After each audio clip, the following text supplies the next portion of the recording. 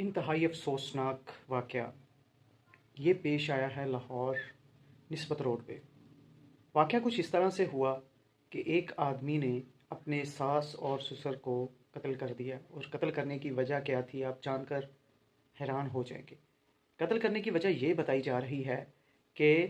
اس کو گاڑی میں نہیں بیٹھنے دیا گیا، یا کوئی اس کا میڈیسن کا ایشو تھا، وہ اس نے کھانی تھی۔ کچھ اس طرح کے واقعات ملتے جلتے ہیں جن کی بنا پر اس نے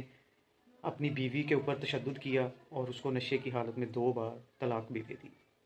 جس پر ماں باپ نے ایکشن لیا اور بیٹی کو گھر رکھ لیا اور کہا کہ ہم اس کو نہیں جانے دیں گے۔ یہ واقعہ ہوتا ہے جب اس کے بھائی کی شادی ہے، اس دن کا یہ واقعہ ہے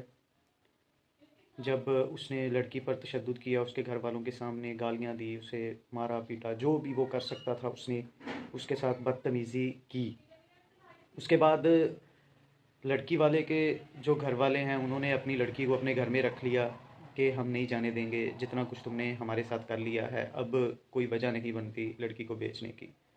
شادی کے 15 دن بعد جب اس کے بھائی کی شادی کو 15 دن گزر جاتے ہیں تو اس نے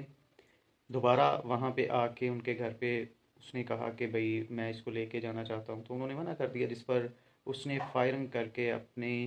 ساس اور سسر کا قتل کر دیا، اور ابھی تک وہ پولیس کی حراست میں نہیں ہے۔ اور ساتھ ہی ساتھ وہ گھر والوں کو، جو اس کی دوسری سالی ہے بیگم کی بیوی، اس کو وہ کال کرتا ہے اور کہتا ہے کہ میں آپ سب لوگوں کو مار دوں گا، میں کسی کو نہیں چھوڑوں گا، ایف آئی آر واپس لے لی جائے، نہیں تو آپ لوگوں کے ساتھ بہت برا سلوک ہونے والا ہے۔ یہ جو 2 لوگ بچ گئے ہیں، آپ کی بہن اور آپ کا بھائی اور آپ کے جو ہسبینڈ ہیں، ان سب کو میں مار دوں گا، جتنے بھی باقی گھر کے لوگ بچے ہیں میں سب کا قتل کر دوں گا، آپ لوگ ایف آئی آر واپس لے لیں۔ تو آپ ظلم کی انتہا دیکھیں کہ ہم کس قدر بے حسی میں گڑ چکے ہیں کہ ایک چھوٹی سی بات، چاہے دوائی ہو یا گاڑی میں نہ بیٹھنے دیا گیا ہو، جو کہ بہنوئی سمجھ کے اس نے کہا کہ میں نے بیٹھنا ہے دلہے کے ساتھ، تو اس طرح کے معاملات کو کیسے روکا جا سکتا ہے؟ ہمیں عدم برداشت ہے، برداشت کرنا سیکھیں، چیزوں کو ہینڈل کرنا سیکھیں آرام سے، سکون سے، نہ کہ یہ لڑائی جھگڑے اور چھوٹی چھوٹی بات پر گولیاں چلا دینی، ایک دوسرے کی جان لے لینی، یہ بالکل غلط بات ہے۔ اللہ تعالیٰ آپ سب کا حامی و ناصر ہو، آمین ثم آمین۔